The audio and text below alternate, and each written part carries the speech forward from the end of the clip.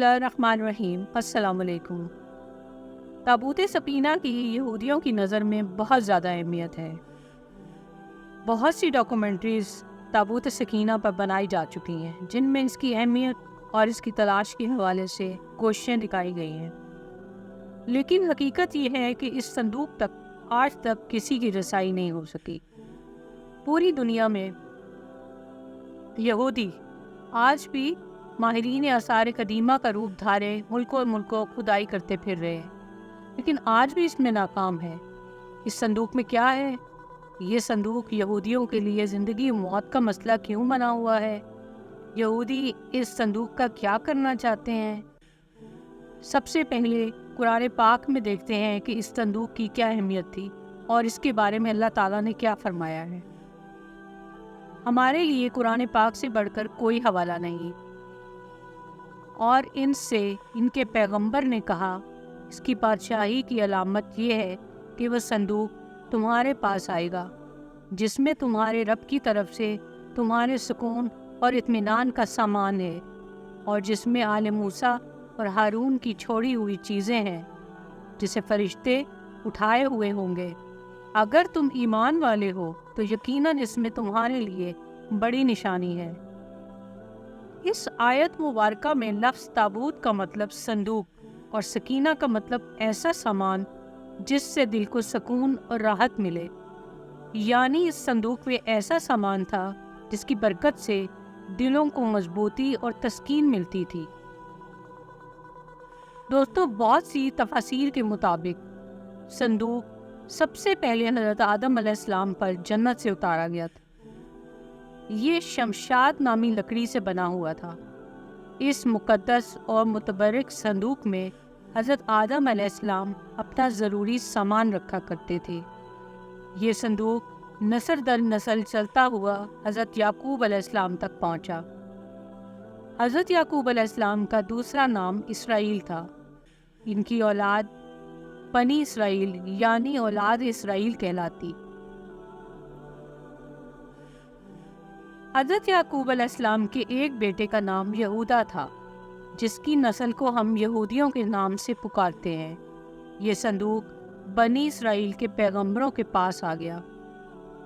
یہودیوں کے پہلے رسول حضرت موسیٰ علیہ السلام تھے۔ یہ صندوق ان کے زیر استعمال رہا۔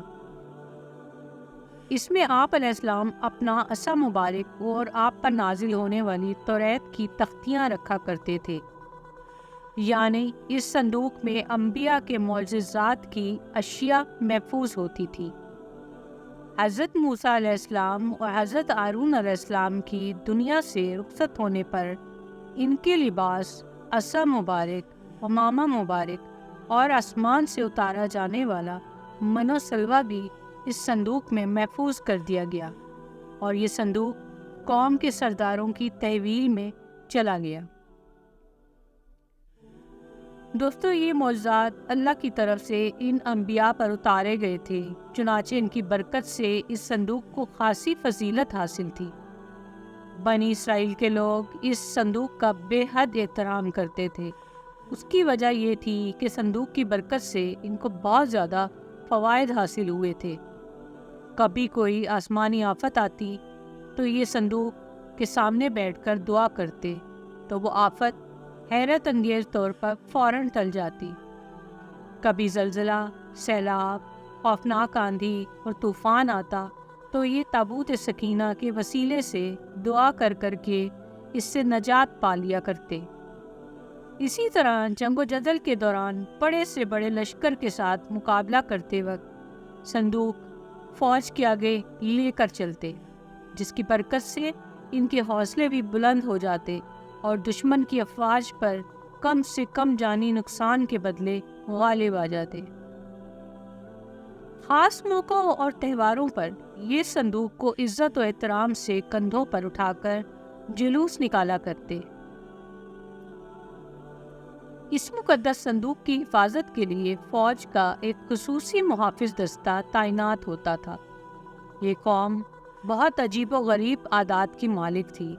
ایک طرف تو صندوق اور اس میں موجود اشیاء کا احترام اس قدر کہ تصور بھی نہیں کیا جا سکتا، دوسری طرف اللہ کے احکامات سے مکمل روگردانی کرنا ان کا معمول بن چکا تھا۔ یہ نہایت ضدی، اڑیل، مغرور اور سرکش لوگ تھے، حد سے زیادہ لالچی، مال دولت سے محبت کرنے والے اور ظالم تھے۔ اپنے انبیاء اور علماء کی روک ٹوک پر ان کو خوفناک اذیتیں دیا کرتے تھے۔ جب ان کی سرکشی حد سے بڑھنے لگی تو اللہ نے ان کو عذاب دینے کے لیے ان پر قوم عمالقہ مقرر کر دی۔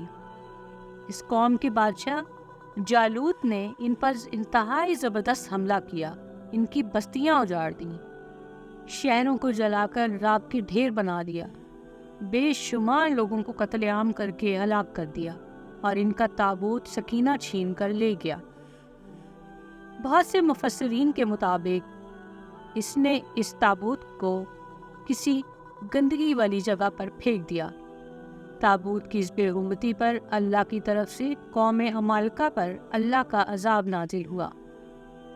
دوستو، جس شہر کی گندگی کے ڈھیر پر یہ صندوق پھینکا گیا تھا، اس شہر میں ایک عجیب سی وبا پھوٹ پڑی جس کا کسی حکیم معالج کے پاس علاج نہیں تھا۔ لوگ بہت تیزی سے لقمہ اجل بننے لگے۔ لوگ پریشان ہو کر حاکم شہر کے پاس پہنچے۔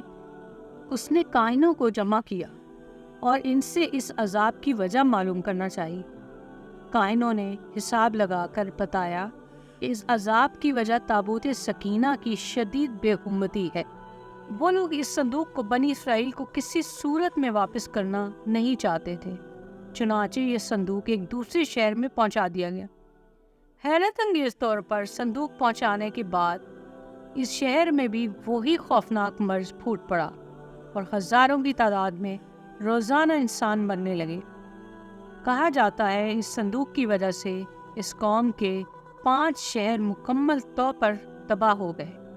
مختلف آفات امراض نے اس قوم کو اپنی لپیٹ میں لے لیا۔ اس پر فیصلہ کیا گیا کہ تابوت واپس بنی اسرائیل کو دے دیا جائے۔ صندوق کو ایک بیل گاڑی پر رکھا گیا اور اسے شہر سے نکال دیا گیا۔ خدا کی قدرت سے بیل اس صندوق کو لے کر بنی اسرائیل کے ملک کی طرف روانہ ہو گئے۔ دوسری جانب اس زمانے میں بنی اسرائیل میں حضرت شموئیل علیہ السلام مبعوث کیے گئے تھے۔ حضرت شموئیل علیہ السلام طالوت کو، جو کہ ایک نیک انسان تھے، بنی اسرائیل کا بادشاہ بنانا چاہتے تھے، جبکہ بنی اسرائیل حسب معمول سرکشی اختیار کیے ہوئے تھے، اپنے نبی کی اس بات پر عمل کرنے کو تیار نہیں تھے۔ آخر کار قوم کے سرداروں نے جان چھڑانے کی خاطر حضرت شموئیل علیہ السلام سے مطالبہ کیا کہ اگر وہ اللہ کے سچے نبی ہیں اور چاہتے ہیں کہ ان کا حکم مانا جائے تو وہ دعا کریں کہ ان کا قیمتی اور مقدس تابوت سکینہ ان کو واپس مل جائے۔ اگر ان کی دعا قبول ہو گئی تو وہ ان کی ہر بات تسلیم کر لیں گے۔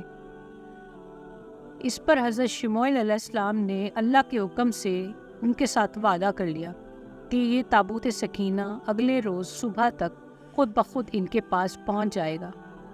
اس پر سردار ان کا مذاق اڑانے لگے، کیونکہ وہ قوم مالکہ کی غضبناکی سے اچھی طرح واقف تھے اور جانتے تھے کہ ان کے قبضے سے اس تابوت کا واپس ملنا ناممکن تھا۔ اگلے روز بیل گاڑی پر لدا ہوا تابوت سکینہ ان تک پہنچ گیا، جس پر حسب وعدہ انہوں نے اپنے نبی کا حکم مان کر طالوت کو اپنا بادشاہ تسلیم کر لیا۔ دوستو، قرآن پاک کی آیت میں اس واقعہ کا ذکر کیا گیا ہے۔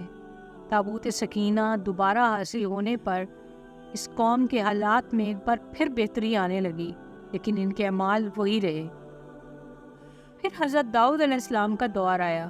اس وقت تک یہ قوم خانہ بدوشوں کی سی زندگی گزارتی تھی اور تابوت سکینہ بھی ایک خیمے میں ہی رکھا جاتا تھا۔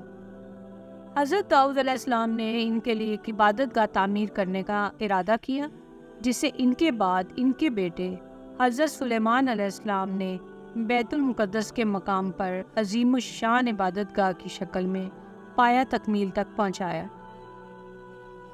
تابوت سکینہ کو خیمے سے نکال کر اس عبادت گاہ میں رکھ دیا گیا۔ اس عبادت گاہ کے تابوت سکینہ والے حصے میں سوائے انبیاء اور سب سے بڑے عالم کے کسی کو جانے کی اجازت نہیں تھی۔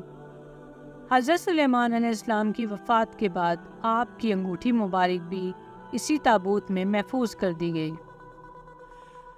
جب حضرت زکریا علیہ السلام کا زمانہ آیا تو اس وقت تک یہ قوم اس قدر گمراہی میں ڈوب چکی تھی کہ اللہ کے پیغمبروں کی تذلیل اور تحقیر ان کا معمول بن چکی تھی۔ ان پر ظلم و تشدد ان کے لیے عام سی بات تھی۔ جب حضرت زکریا علیہ السلام کو زندہ آرے سے چیرا گیا اور بعد میں ان کے بیٹے حضرت یحییٰ علیہ السلام کو انتہائی بے رحمی سے قتل کیا گیا تو اللہ تعالیٰ ان سے سخت ناراض ہو گئے۔ یہ حضرت عیسیٰ علیہ السلام کی پیدائش سے 586 سال پہلے کی بات ہے کہ حضرت یحییٰ کے قتل کے تھوڑے ہی عرصے بعد عراق کے بادشاہ بخت نصر نے اسرائیل پر بہت بڑا حملہ کیا۔ اسرائیل کی اینٹ سے اینٹ بجا دی، لاکھوں یہودی قتل کیے اور لاکھوں کو غلام بنا لیا، بیت المقدس کو مکمل تباہ کر دیا اور اس میں رکھے تابوت سکینہ کو قبضے میں لے کر اپنے ساتھ لے گیا۔ یہ وقت بنی اسرائیل پر تاریخ میں سب سے کڑا تھا۔ بخت نصر نے تابوت سکینہ کا کیا کیا یہ آج تک کسی کو معلوم نہیں ہو سکا۔ تابوت سکینہ ہمیشہ کے لیے یہودیوں سے چھن گیا۔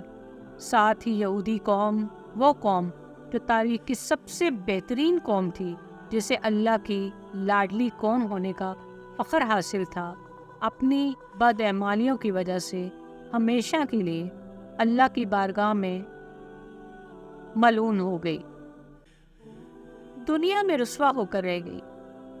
آج یہودیوں کو 2000 سال بعد دوبارہ اسرائیل کی سرزمین پر قدم جمانے کا موقع ملا۔ تابوت سکینہ کو دوبارہ حاصل کر کے ہیکل سلیمانی میں رکھنے کا یہودی آج بھی مسجد اقصی کی مغربی دیوار، جو کہ ہیکل سلیمانی کی آخری نشانی سمجھ کر جانی جاتی ہے، اس سے لپٹ لپٹ کر دھاڑے مار کر روتے ہیں۔ اپنی عظمت کے دنوں کو یاد کر کے رونا ان کی عبادت بن چکی ہے۔ تابوت سکینہ کی موجودہ جگہ کے بارے میں مختلف لوگ قیاس آرائیاں کرتے رہتے ہیں۔ اس پر انگریز، عیسائیوں اور یہودیوں نے بہت ریسرچ کی ہے، لیکن حتمی طور پر سارے ایک بھی نقطے پر متفق نہیں ہو سکے۔ ایک مشہور ماہر آثار قدیمہ رون وائٹ کا کہنا ہے کہ یہ مشرق وسطیٰ میں موجود ہے۔